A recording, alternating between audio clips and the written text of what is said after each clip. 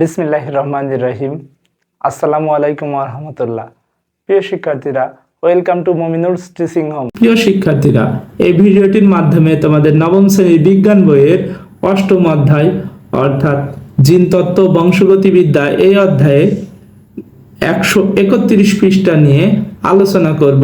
পূর্ববর্তী ভিডিওয়ে আমরা মেন্ডেলের দ্বিতীয় সূত্রের প্রথম অংশটুকু আলোচনা করেছিলাম। পরবর্তী অংশটুকু এই ভিডিওয়ে আলোচনা করা হবে।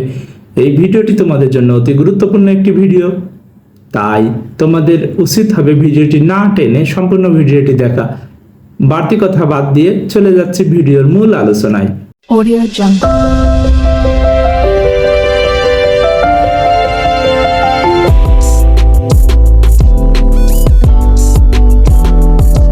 F1 প্রজন্মের জিনোটাইপ হবে Y, বড় হাতের Y, ছোট হাতের Y, বড় হাতের R, ছোট হাতের R। এটা হচ্ছে গিয়ে আমাদের ক্রসে ঘটেছে, অর্থাৎ ফ্যাক্টর 1-এ আমাদের যে ফলাফলটা পাবো সেটা বড় হাতের Y, ছোট হাতের Y, বড় হাতের R, ছোট হাতের R। এটা হচ্ছে গিয়ে আলাদা বৈশিষ্ট্যের পালাম আমরা F1-এ। এর চেয়ে বেশি পরিবর্তন আমরা F1-এ পাবো না, যেহেতু হলুদ বর্ণের Y বড় হাতের এবং গোলাকার বড় হাতের R অ্যালিল, সবুজ বর্ণের ছোট হাতের Y এবং কুঞ্চিত ছোট হাতের R বর্ণের অ্যালিল এর ওপর প্রকট, তাই F1 বংশধরের সবকটি গাছের বীজ হবে গোলাকৃতির এবং হলুদ বর্ণের। এইটা বোঝা যাচ্ছে ছবি দেখে। আমরা যদি ছবির দিকে তাকাই, চিত্র 8.4, যেখানেই আমাদের বড় হাতের Y বা বড় হাতের R থাকবে সেটা আমাদের নিঃসন্দেহে কি হবে? প্রকট হবে। এখন প্রকট হবে, প্রকার্যের উপস্থিতি যে যদি আমাদের বড় হাতের Y এর উপস্থিতি থাকে সেটা নিঃসন্দেহে হলুদ হবে, এবং বড় হাতের R এর উপস্থিতি থাকলে সেটা কেমন হবে? নিঃসন্দেহে গোলাকার হবে। এটা আমাদের মনে রাখতে হবে। এবং যদি আমাদের ছোট হাতের Y দুইটা পাওয়া যায় তাইলে সেটা নিঃসন্দেহে কি হবে? ওটা সবুজ বর্ণের হবেই হবে। এবং ছোট হাতে আর দুইটা উপস্থিত থাকলে সেটা আমাদের কুঞ্চিত হবেই হবে। হতে পারে দেখা যাচ্ছে কি বড় হাতের ওয়াইও আছে, আবার ছোট হাতের দুইটা আর রয়েছে, সেটা তখন কুঞ্চিত হলুদ হবে। অর্থাৎ যেহেতু এখানে আমাদের 4টা আসছে, 4টা অ্যালিল আসার কারণে দেখো 2^4 দিলে কত হয়? 16টা, তাই আমাদের ঘর হবে 16টা। এরপরের বর্ণনাটুকু তোমরা নিজেরা করলেই বুঝতে পারবে। এই জিনিসটা খেয়াল রাখবা মাথায়। তোমরা যখন এটা পড়বে পূর্ববর্তী পৃষ্ঠার ছবিটা বারবার দেখে নিবে।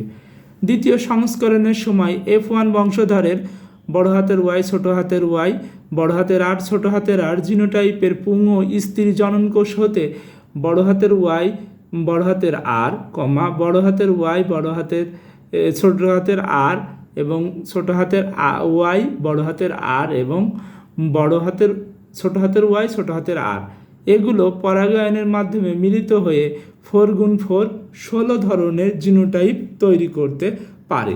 তোমরা এই যে 4x4 16 দিয়েছে, কিন্তু তোমরা এটা মনে রাখবে মেন্ডেলের যতগুলো সূত্র আছে, যত ধাপই করো না কেন, 2^n দিয়ে যদি তুমি হিসাব করো তাহলে দেখবে সহজে মিলে যাবে। এর মাঝে গোল হলুদ, কুঞ্চিত হলুদ, গোল সবুজ, কুঞ্চিত সবুজ, এই 4 ধরনের বৈশিষ্ট্য বা ফিনোটাইপ হওয়া সম্ভব। দেখো দুইটা 4টা বৈশিষ্ট্য ছিল, তাই 4 ধরনের নতুন বীজ হওয়া সম্ভব।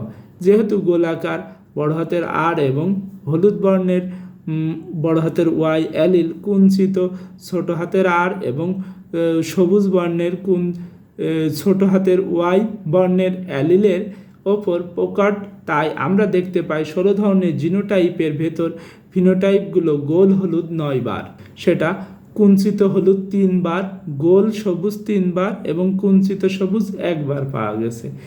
অর্থাৎ দেখো একটা বিষয় কমে গেছে, সেটা কুঞ্চিত সবুজ। অর্থাৎ এদের অনুপাত 9:3:3:1, ঠিক যেমনটি মেন্ডেল দেখাইছিলেন।